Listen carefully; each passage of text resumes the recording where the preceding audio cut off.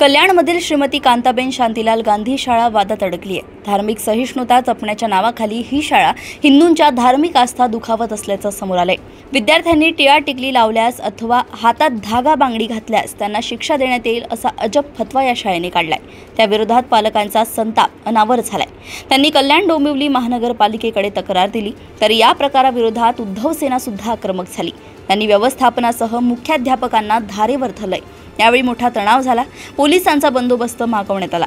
शाळेत विद्यार्थ्यांना टिळा टिकली आणि हातात धागे बांधण्यास शाळेने बंदी घातली। जर कोणी टिळा टिकली अथवा हातात धागा घालून आलं तर त्याला शिक्षा देण्यात येईल असा फतवा कल्याणमधील श्रीमती कांताबेन शांतीलाल गांधी स्कूलने काढला। त्यामुळे पालक संतप्त झाले। त्यांनी या शाळेची तक्रार थेट कल्याण डोंबिवली महानगरपालिकेकडे केली। घाबरलेल्या व्यवस्थापनाने मग आपल्या भूमिकेवर पांघरूण घालण्याचा प्रयत्न केला। आम्ही कुठला फतवा काढलेलाच नाही, शाळेत धार्मिक तेढ निर्माण होऊ नये यासाठी फक्त सूचना दिल्या असा कांगावा या शाळेने केला। पण यातून शाळा प्रशासनाने फतवा काढल्याचं मान्य केलंय।